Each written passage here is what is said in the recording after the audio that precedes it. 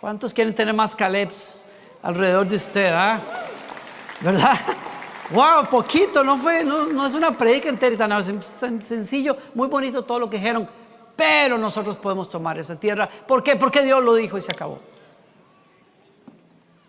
Pero el otro pero que no necesitamos, los hombres que habían subido con él dijeron: no podemos subir contra ese pueblo porque es más fuerte que nosotros. ¡Qué batalla! ¿Usted sabe lo que es haber esperado? Estás hablando de el final de 400 días de esclavitud, 400 años de esclavitud para los israelitas, un libertador como Moisés que Dios les mandó. Estar en la frontera de la tierra prometida y decir: no puedo, no podemos. Perdonen la palabra, qué fregado. Qué fregado es eso. Estar ahí, a la esquina de vivir el mejor capítulo de sus vidas y decir: no puedo. ¿Usted sabe de lo que yo estoy hablando? Siéntese, por favor. ¿Qué fue lo que les pasó a estos señores? Todos sabemos, conocemos la historia, pero ¿qué les pasa? ¿Qué nos pasa a nosotros cuando hemos soñado con algo, tenemos retos hermosos delante de nosotros, oportunidades increíbles, y nos paramos en el borde de esa tierra de sueños y promesas y nos paralizamos diciendo: no puedo? ¿Por qué? ¿Por qué es tan fácil decir no puedo? ¿Qué es lo que les pasa a estos tipos? Saben ustedes que no entraron a la tierra prometida. El único que dijo que se podía fue Caleb y luego Josué, y los dos tuvieron que esperar 40 años a que murieran toda la gente que dijo que no se podía. Y 40 años después se pararon otra vez en la frontera y dijeron: vamos a tomar la tierra, y la tomaron, ¿no? Y a Caleb le tocó hasta un monte que él, desde que fue la primera vez, dijo: ahí yo veo mi casa con piscina y todo, ahí es donde yo voy a vivir.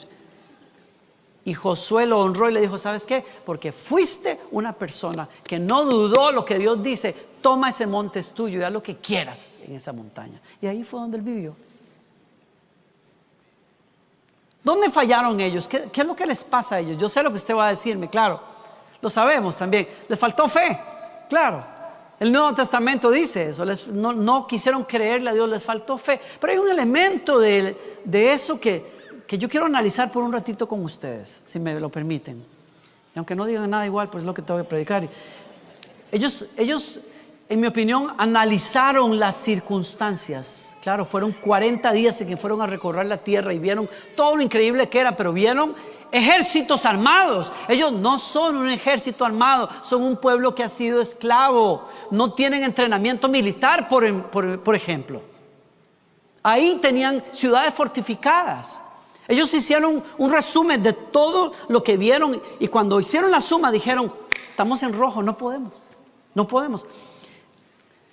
Quiero aclararle una cosa: Dios no es amigo de que la gente se haga la boba, que se hagan los tontos, que no analicen las cosas, porque Dios creó todo, valga la redundancia. La creación la hizo de una manera en que se puede estudiar, se puede analizar, se puede ordenar el conocimiento. Si no, hermanos, ¿a dónde iríamos nosotros? Si el mundo no se pudiera analizar de manera racional y lógica, no podríamos estudiar ninguna carrera, ningún oficio, porque todo requiere que las personas sean capaces de colectar, recoger conocimiento, ordenarlo de una manera que se le pueda explicar a otra persona, y que la mente, el cerebro de las personas pueda captar el conocimiento, analizarlo, aplicarlo. Así es como funciona la vida. ¿Sí o no? Dios no es enemigo de eso. Dios hizo las cosas así.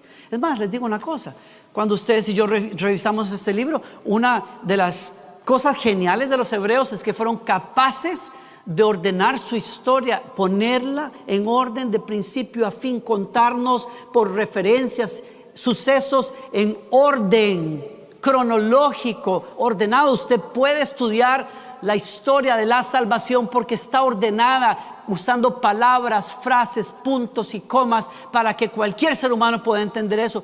Dios es amigo de la razón, de la lógica, nos dio eso para que lo usemos. Estos muchachos, perdonen, el pueblo de Israel analizó las cosas porque esa era la tarea. Vayan, revisen, analicen y luego traigan frutos que animen a los demás para entender que esa tierra es buena, no para quitarle la fe. Usaron el conocimiento de manera equivocada, como está pasando hoy con muchas personas. Usan el conocimiento para negar a Dios, cuando si quisieran podrían usar el conocimiento para reconocer que Dios es real y que existe, pero deciden no hacerlo. Ese es el punto. ¿Cuál es mi punto aquí en realidad?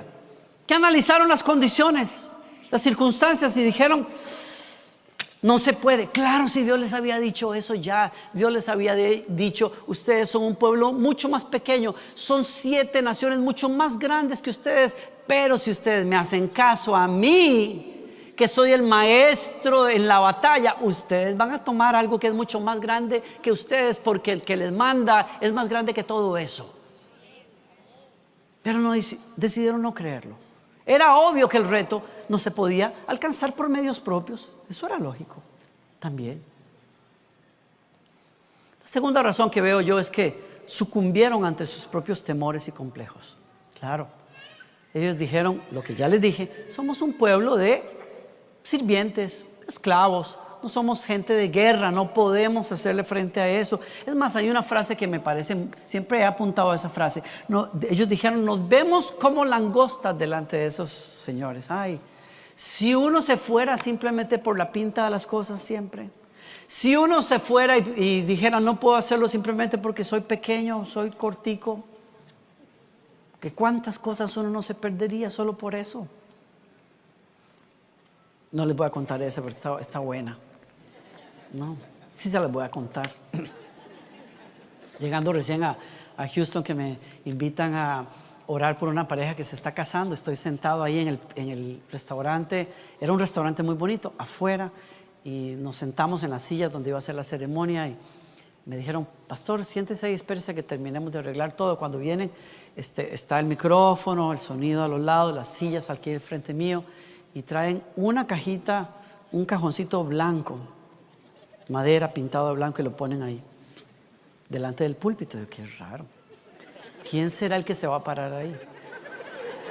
Yo: qué raro, qué raro. Claro, ¿por qué dije qué raro? Porque yo dije a mis adentros, dije: no, o sea, ellos no se van a atrever a hacer eso.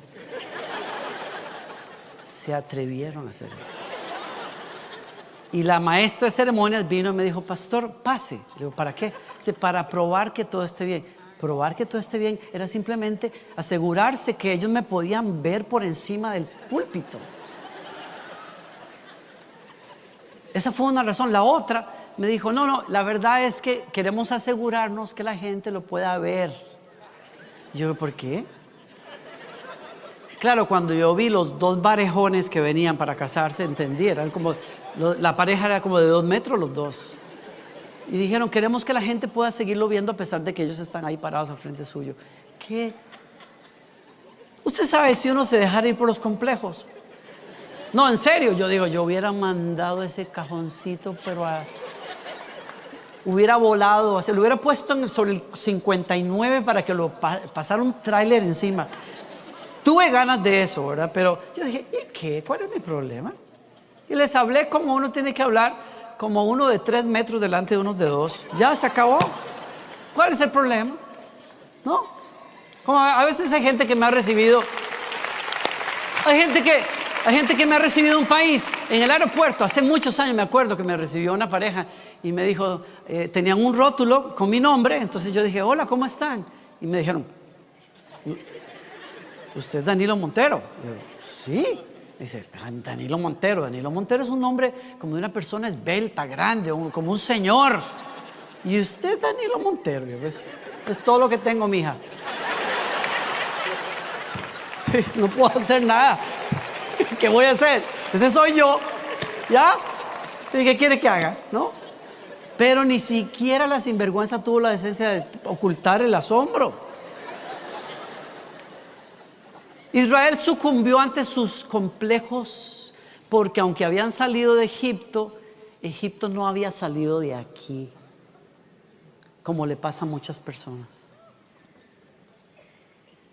Antes de uno ser libre para aceptar retos grandes en la vida, primero tiene que ser libre aquí, en la cabeza, en su mente, en su forma de pensar.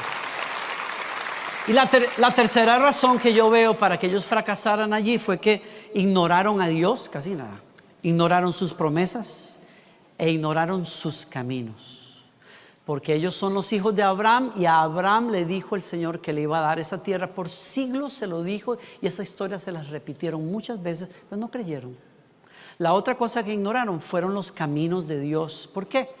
Porque Dios muestra cómo es Él a través de los milagros y señales que nos da. ¿De qué estoy hablando? Que el Señor se mostró poderoso a través de Moisés.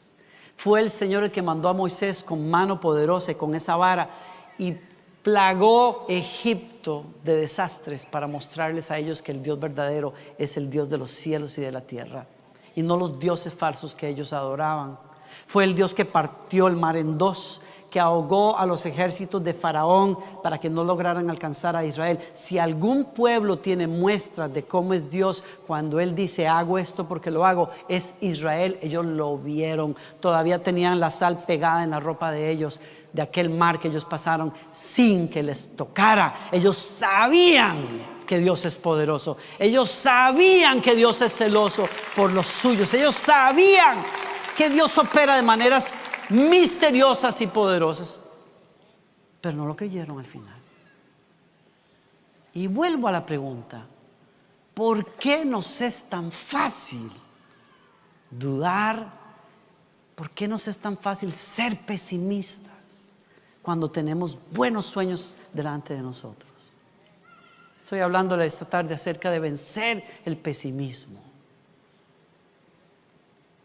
Y estoy leyendo un libro, lo he leído varias veces. La doctora Alex Korb escribió un libro que se llama La espiral ascendente. Para los de ustedes que leen inglés, Upward Spiral. Algo así en buen inglés. Y ella habla acerca de la neurociencia y cómo se aplica el conocimiento de neurociencia para ayudar a las personas a vencer la depresión, por ejemplo. Y ella dice, cuando ella escribe, está tratando de ayudarnos a explicar por qué algunos de nosotros somos más propensos a enfocarnos en lo que es negativo que en lo positivo. Ella dice, hay personas que se ahogan en un vaso de agua. ¿Por qué? Porque se enfocan en el problema, porque le ponen los ojos a lo que anda mal. Y hay días cuando usted es así, no sé si a usted le pasa, pero hay días en que uno piensa que el mundo está en un complot contra uno. ¿Le ha pasado a usted uno de esos días que uno dice, pero es que lo único que falta, como decía el pastor Marcos Guido alguna vez, lo único que me faltaba ese día era que un perro me orinara en los zapatos, algo así? O sea, todo sale mal ese día, todo huele mal. Y tú dices, es como si el mundo quisiera hacérmela de cuadritos a mí. ¿Les ha pasado a ustedes? No, solo a mí me ha pasado alguna vez. Bueno, parece que solo a mí. Ella explica, pongan atención, ella explica que nuestro cerebro tiene un circuito para decidir a qué le prestamos atención. Un switcher, un sistema, que es lo que se usa para ayudarte a entender, a esto le tengo que prestar atención. Y ese circuito está conectado con otro, que es el circuito emocional. En otras palabras, lo que ella explica ahí es que el circuito emocional se activa en nosotros mucho más fácilmente que cuando pasamos algo malo que cuando pasamos algo bueno. Ella explica lo que estoy diciendo así. Ella dice, es muy distinta la reacción que tenemos cuando perdemos un billete de $10 a la reacción que tenemos cuando encontramos un billete de $10.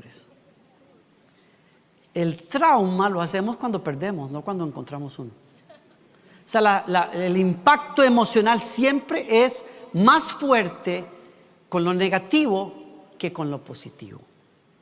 Y todos hemos sido testigos de eso. Ella incluso se refiere a que cuando una persona nos habla, nos da un comentario negativo, pesa mucho más, nos afecta mucho más que un comentario positivo. Se toma, en otras palabras, ella dice, se toma mucho más tiempo y esfuerzo enfocarse en algo bueno que nos dijeron que en algo malo. Lo malo se queda ahí dando vueltas y vueltas y vueltas. Ahora, todos somos distintos. Hay algunos a los que les da igual, les resbala todo, pero según los estudios, a la mayoría de nosotros nos pega más duro un evento negativo. Emocionalmente nos quedamos pegados mucho más fácilmente con un evento negativo que con una cosa positiva. Y entonces ella dice, hay personas aparte que por alguna razón están especialmente cableados para prestarle atención a lo negativo. Y entonces una situación como una pérdida, un dolor, el peso de tus errores, todo eso pesa más. Hay personas tan propensas al pesimismo que hasta distorsionan memorias del pasado para hacer aquel pasado mucho peor. Y distorsionan lo que podría ser el futuro de ellos, porque son negativos. Todos en general respondemos de manera más fuerte a eventos negativos. Ahora dice la doctora entonces que después de muchos estudios se ha encontrado que para vivir vidas más plenas la gente necesita una alta proporción entre lo positivo y lo negativo. Se ha descubierto que esa proporción es de 3:1. Es decir, que por cada evento negativo yo necesito por lo menos 3 positivos para lograr compensar. Que por cada palabra de crítica uno necesita por lo menos 3 elogios frente al espejo para tratar de balancearse uno y estar un poquito más feliz. Con razón los israelitas, con razón reaccionamos tan fuerte, ¿verdad? Cuando uno lee qué sé yo, sus redes sociales y uno dijo algo acá y de pronto uno lee los comentarios y hay un chorro de comentarios, qué bonito, pastor, gracias, que hay uno que el comentario que uno dice, ¿qué fue? Eso no fue lo que yo dije, pero ese es el que se queda, no los 20. Y usted me dirá, pastor, usted está mal porque usted como que está buscando que todo el mundo le diga, pues fíjese que sí. Digo yo, no, yo tengo que aprender y me gusta la crítica constructiva. No me gusta la verdad, pero sé que la necesito. Es muy diferente que le guste a uno. Uno necesita eso totalmente. Pero es que lo negativo, especialmente cuando uno dice que Dios me la bendiga. O sea, cuando uno se da cuenta que lo que se está diciendo es como que uno dice, no tiene ni pies ni cabeza para mí. Es difícil. Necesitamos reforzar lo positivo 3 veces por lo menos. ¿Cómo nos fortalecemos? Termino el comentario acerca de lo que dice esta doctora. ¿Cómo es que uno fortalece el cerebro, la mente de uno para manejar mejor las cosas? Ella dice que número 1, reconozcamos que es posible que te sucedan buenas cosas. Ella dice, imagina posibilidades buenas para tu vida, especialmente para el futuro. Trata de abrazar con optimismo tu futuro. Piensa, segundo, y espera que esas cosas pasen, porque tener la capacidad de imaginar algo bueno y luego abrazar la expectativa de que eso va a suceder te ayuda a caminar muy distinto en la vida. Ay, pastor, qué bonita la clase así como de autoayuda. No, yo no estoy hablando de autoayuda, eso fue lo que yo leí, me gustó mucho. Nada más estoy aprovechando mi tiempo para dejárselo a usted. Pero sí le quiero contar que bíblicamente quiero decirle algo basado en eso y mucho más allá, porque no estoy aquí para hablar de positivismo, estoy aquí para hablarle de cómo vencer el pesimismo a través de la fe. ¿A qué le estás prestando más atención en tu vida hoy? ¿Qué estás dejando que encienda ese switch de la atención, del enfoque en tu vida? Yo te quiero invitar a que hagas algo, si me permites. Enfoca tu vida en cosas buenas, como la palabra del Señor. En cosas buenas. Porque esta verdad revelada en la palabra del Señor, las escrituras que nos revelan los profetas y los apóstoles, nos llaman a conocer a Dios, sus caminos y sus promesas. Y esas son buenas cosas para enfocarse. Y esta verdad explica lo que la doctora está tratando de explicar. Esta verdad bíblica nos explica por qué somos tan propensos a lo negativo. Es porque nuestra raza es una raza caída de la gracia de Dios por culpa del pecado. Somos mucho más propensos al mal y al pesimismo y a esas cosas que a las cosas de Dios y a lo bueno. Esa es la raíz detrás de eso. Pero también nos dice a nosotros, esta escritura nos dice que somos una raza locamente, apasionadamente amada por Dios al punto de enviarnos a su Hijo a morir en la cruz por nosotros para redimirnos de ese estado de caída, hacernos hijos, hijas amadas de Dios con futuro, con esperanza. En esta palabra se nos dice a nosotros que somos herederos de salvación, que somos herederos de las promesas de Dios. Podemos salir del Egipto de nuestro pasado y de nuestras desviaciones y corrupciones, y podemos ir a una vida agradable a Dios y heredar una vida eterna solo porque Él quiso hacerlo. Somos llamados a encontrar una nueva identidad. Yo no sé lo que el diablo le dijo a usted, lo que el mundo le dijo a usted, pero Él dice: aquel que cree en mí es una nueva creación. Las cosas viejas pasan, todas son hechas nuevas. Tú puedes llamarte hijo, hija de Dios. Tú puedes levantar la cabeza y sacudirte el polvo del pasado. Tú no eres esclavo del pasado. Tú eres heredero de un futuro que Dios ganó para ti con la sangre y la firma de Jesucristo en la cruz. Ese soy yo, ese eres tú. Las promesas de Dios son tuyas. El Espíritu Santo está en ti. El que resucitó a Jesucristo de los muertos está en ti. Eso es lo que somos hoy. Tenemos una realidad con la que tenemos que lidiar, sí. Es cierto. Estamos lidiando con nuestra humanidad. Tenemos vicios, mañas, manías, complejos, sentimientos, un montón de cosas que a veces son un enredo. Pero hay un punto de referencia al que somos llamados a venir para llevarnos a una verdadera identidad en Dios. Y eso es lo que les invito a que ustedes escojan hoy. ¿Qué dice Dios de mí? ¿Qué dice Dios de esta situación? ¿Qué dice Dios de lo que Él quiere hacer en mi vida? Y abrazarlo y creerlo. Vamos a tomar esa tierra. ¿Me sigue? Vamos a tomar esa tierra. Vamos a tomar esas promesas. Vamos a creer que es posible que una tierra que está plagada hoy por gigantes pueda ser nuestra. Un reto que es muy grande, podamos vencerlo porque el Señor está con nosotros. Hay que creerlo. Yo los invito a que lo vean por fe, a que lo crean. Usted dirá: uy, pastor, usted no ha visto cómo está el mundo, la injusticia por todas partes, el engaño. Es tan fácil engañarse a sí mismo. Es tan fácil para el mundo echarle los clavos a Dios por la pésima administración de las cosas que tenemos los seres humanos. Todos los días uno se encuentra con personas que dicen: pero usted no está viendo cómo está la sociedad y cómo está el mundo y por qué mueren niños y por qué muere aquí y por qué hay tanta guerra. Es que Dios fue el que inventó la guerra. Fuimos los seres humanos.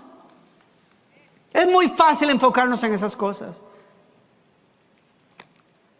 para decir: yo no puedo. Yo no sé si yo pueda caminar en una vida distinta. Yo no sé si para mí todavía hay oportunidad, dirá usted. No sé. Yo vengo a decirle que sí es posible cambiar de vida, que sí es posible ser libre de esas adicciones, que sí es posible perdonar, que sí es posible restaurar relaciones, que sí es posible en el nombre del Señor. Porque mucho de lo que sucedió en tu pasado simplemente fue el intento del enemigo para bloquearte y destruirte, de no alcanzar lo que Dios originalmente tenía planeado para ti. Pero lo que Dios va a hacer en tu vida es completamente opuesto a lo que ha sido tu vida hasta hoy. Lo creo con todo el corazón. Lo que el mundo y la vida te ha negado, precisamente, creo yo con todo el corazón que es lo que Dios tiene preparado para ti si lo crees. Puedes dejar de ser un nómada espiritual para comenzar a ser un hombre y una mujer que mora en las promesas de Dios. y se establecen esas promesas de Dios. El enemigo quiso matar a José. ¿Se acuerdan ustedes? El patriarca José quiso matarlo. Terminaron sus hermanos vendiéndolo a los madianitas, que se lo llevaron a Egipto, y terminó siendo siervo y esclavo. Pero ese no era el plan de Dios. Quiero decir, el plan final de Dios era que fuera gobernador de Egipto, al que el mundo quiso tratar como un esclavo. Dios lo tenía diseñado para ser gobernador y salvador de su pueblo. ¿Alguien me está siguiendo? No los oigo todavía, pero espero que le esté llegando esto. Saulo de Tarso, acérrimo enemigo de los cristianos, fariseo, religioso, todo lo que usted quiera, persiguió cristianos, los torturó, los mandó a la cárcel, pero en el diseño original de Dios, ese hombre no estaba destinado a ser un inquisidor. Ese hombre estaba destinado a ser un apóstol de la iglesia. Y cuando se encontró con Jesucristo, le cambió la historia completamente. Como nos la ha cambiado a muchos de nosotros. Como se la cambió a Rahab, esa mujer prostituta que vivía en los muros de Jericó cuando Israel vino a conquistar esa tierra prometida. Y cuando los espías israelitas tocaron a la puerta, abrió la puerta y ella dijo, ¿qué podía hacer? Les vio la pinta, supo que eran espías. Es una prostituta. Está acostumbrada a vender el cuerpo para darle de comer a sus hijos. Ese tipo de persona que está en una situación así dice, yo no tengo nada mejor que hacer en la vida. Pero cuando vio a esos dos espías al frente de ella, tuvo la decisión delante de sus ojos: me quedo viviendo en la miseria o me la juego y creo que es posible que esto no sea casualidad y que la bondad de Dios esté tocando a mi vida para cambiar mi destino. Y dijo, me la juego, le miento al rey, le miento al pueblo, meto a estos hombres en mi casa, los escondo para salvarlos, y antes de que se vayan, les agarró el brazo y les dijo, pero ustedes háganme una promesa. Porque si ustedes son enviados de Dios, el Dios de Israel, sé que es un Dios de poder y de misericordia. Y Él no solamente va a perdonar mis pecados, Él me va a sacar de esta basura. Él me va a dar una vida nueva. Y le dijeron, cuelga una tela roja sobre tu ventana, que cuando esta ciudad caiga, porque va a caer, y cuando entremos a saquearlo todo, salvaremos a los que estén en tu casa, porque hiciste lo correcto. Y cuando Josué entró con los suyos en esa ciudad, les dijo a todos los soldados, arrasen con todo, pero saquen a esa mujer y a sus hijos de esa casa y llévenla a una vida nueva. Uno tiene que saber cuando la gracia toca la puerta. Uno tiene que saber que no son casualidades. Cuando Dios te abre oportunidades que nunca viste. Cuando el perdón toca la puerta. Cuando Dios te dice, si crees en mí, borraré tus pecados, te haré un hombre libre, una mujer libre. No tienes que vivir así toda la vida. Tú puedes hacer aquello para lo cual te diseñé, para que fueras. Rahab termina siendo una antecesora del Mesías. ¿Cómo le quedó el ojo a usted? La que todos llamaban la cualquiera, vino a ser una de las mujeres que preparó el camino para el Mesías. ¿Quién le da gracias a Dios por eso? Ahí tenemos a Zaqueo sentado en la mesa cenando con Jesús y todo el mundo hablando. ¿Qué clase de profeta de pacotilla es Jesús? Ese no puede ser profeta de nada. Ese es un falso profeta. Él no puede estar sentado en la mesa de un sinvergüenza que le está robando el dinero a todo el mundo, haciéndole honor a su nombre, Zaqueo, porque saqueaba a todo el mundo. Pero cuando terminó aquella cena, Zaqueo se pone de pie y dice, Señor,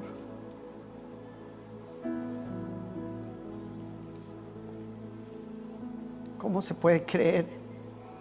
¿Cómo es posible creer que la bondad llegue a mi casa a tocar la puerta?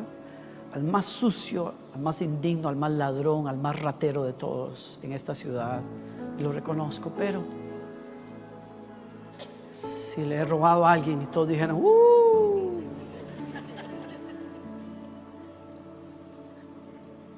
les devolveré multiplicado lo que les robé.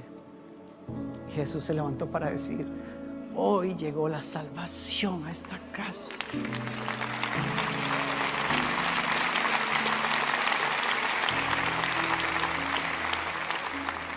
Hay saqueadores que se vuelven benefactores cuando le creen a Dios.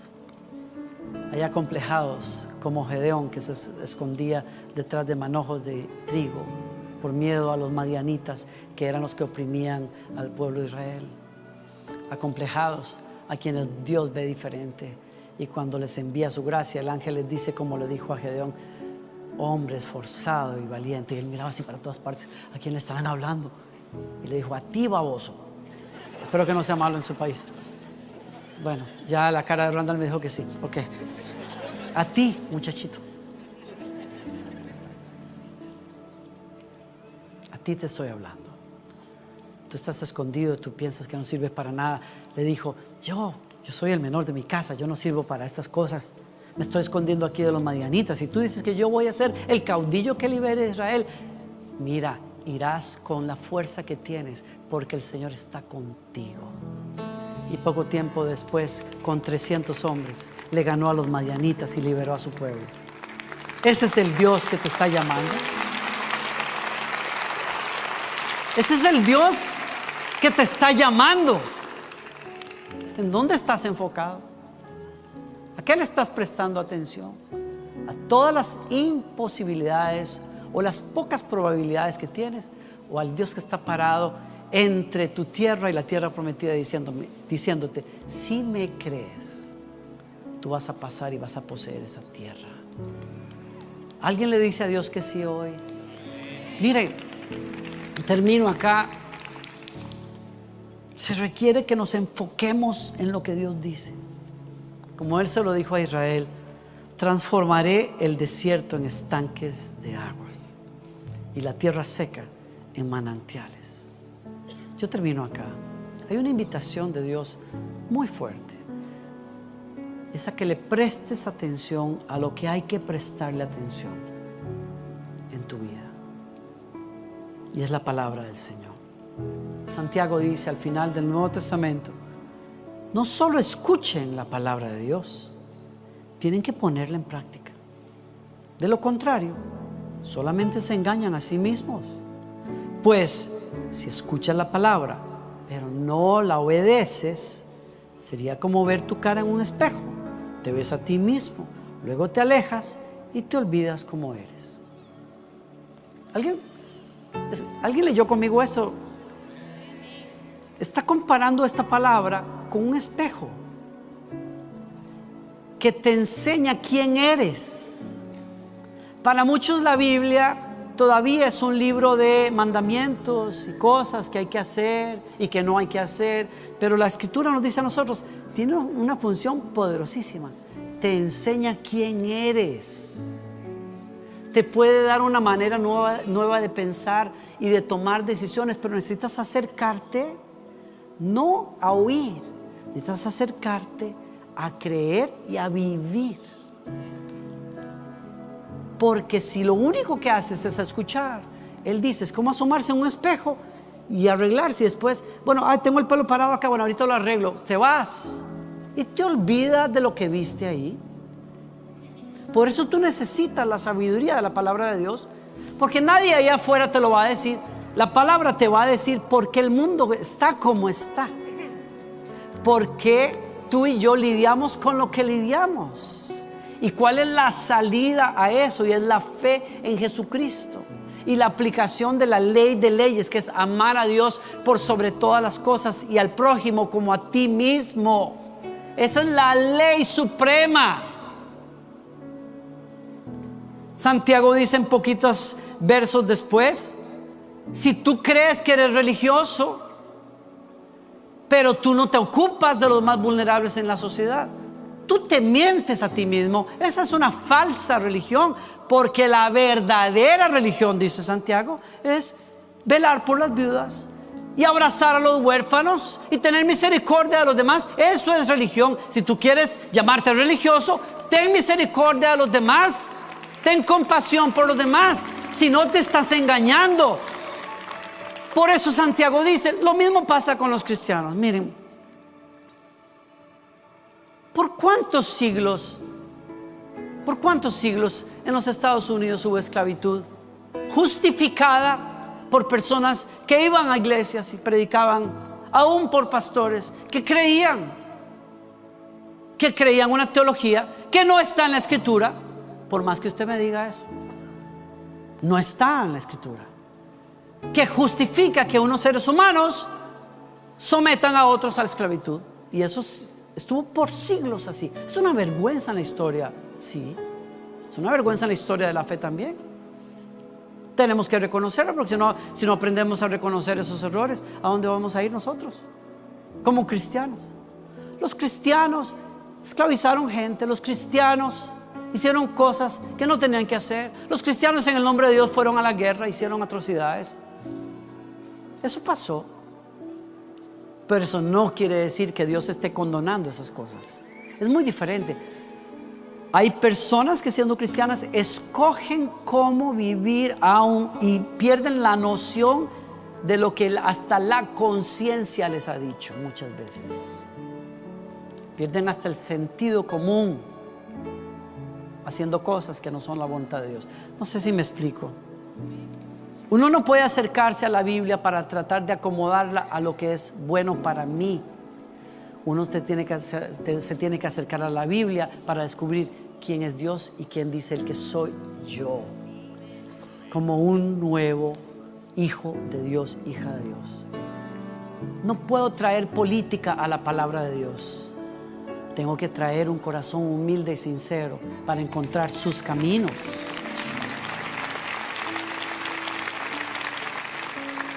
Por eso Santiago dice: no te acerques a escuchar, acércate y préstale atención. Dice el verso final, termino: pero si miras atentamente, verso 25, en la ley, lean esto conmigo, no se lo pierdan, está en pantalla. Si miras atentamente en la ley perfecta que te hace libre y la pones en práctica y no olvidas lo que escuchaste, entonces Dios te bendecirá por tu obediencia. Subraya otra traducción: si miras atentamente a la ley perfecta y perseveras en mirarla. ¿Están aquí? Nadie puede hacerte más libre que tú mismo, sometido a Dios, si te acercas a comprender qué pasó en la cruz, en la resurrección, y qué enseñan los apóstoles, que es vivir para Dios sobre esa base. Nadie más te va a hacer libre, más libre que lo que comprendas y apliques de eso. Usted dirá: pastor, ¿no es tan fácil? Bueno, eso es cierto. Sería mentira decir que es fácil. No es necesariamente fácil. Hay gente que se abre este libro y quieren aplicar a rajatabla todo lo que ven acá. Entonces, bueno, tendrán que usar calzoncillos de lino como usaban los sacerdotes en la antigüedad, y faldas largas y otras cosas interesantes. Hay que aprender a acercarse a la Biblia. No todos los libros se interpretan igual. Hay libros históricos, hay libros poéticos, hay libros proféticos. No todo se puede interpretar como usted piensa. Hay leyes para interpretar las Escrituras, leyes de interpretación que hay que estudiar. Son breves. Hace poquito terminamos un curso precisamente acerca de eso. ¿A qué voy? Aquí hay que acercarse a este libro con su corazón sincero, y hay que aprender algunas herramientas, y para eso estamos aquí. Pero cuando te acercas con un corazón sincero y abrazas la palabra de Dios, y lo que no sabes lo preguntas y abrazas eso y lo aplicas, dice, es una ley de libertad. Usted me dirá a mí: miren, ya dije que termino, esa es la tercera ya. Espero que sí, la cuarta, ok. ¿Cuántas personas se han acercado a un disque grupo cristiano y terminan más esclavos que antes, que no eran cristianos? Les dicen cómo vestirse, con quién se van a casar, a dónde ir, a dónde no pueden ir, cuándo tomar vacaciones, cuándo no pueden tomar vacaciones. Hay personas que se acercan disque a la Biblia y terminan más depresivos que antes, que no leían la Biblia. Claro, porque vienen tan dañados que cuando abren por ahí una escritura por ahí donde el Señor dice: mandaré mi juicio sobre tu casa destruiré hasta los cimientos las ciudades. Y usted dice, ay Dios mío. Ay, claro. Se acercan a grupos en donde hay pecado.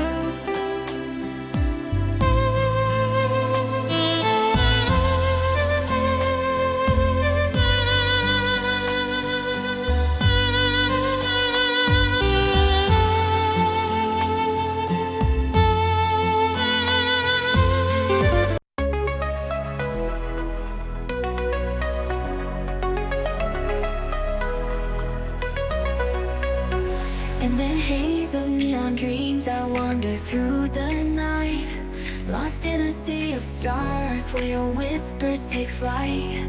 Electrified emotions, they dance around my heart. In this digital garden where we never have to part. Shadows blend with colors as the beat sets me free. Every note a memory, every rhythm you and me. Echoes of you in synth waves, feel you near in the pulsing haze. Inside your world where we collide. You lost the rhythm in my mind. With the glow of city lights, our shadows intertwine in this kaleidoscope of love where the past and future align. With every step I take, I feel your presence strong. And this digital symphony where our hearts belong. Shadows blend with colors as the beat sets me free. Every note a memory, every rhythm you and me. Echoes of you in synth waves, feel you near in the pulsing haze. Inside your world where we collide. You lost the rhythm in my mind. In silence between the beats I find your voice. In the flicker of the lights I see your choice. Together in this dream we'll never fade. In the echoes of our love we'll always stay.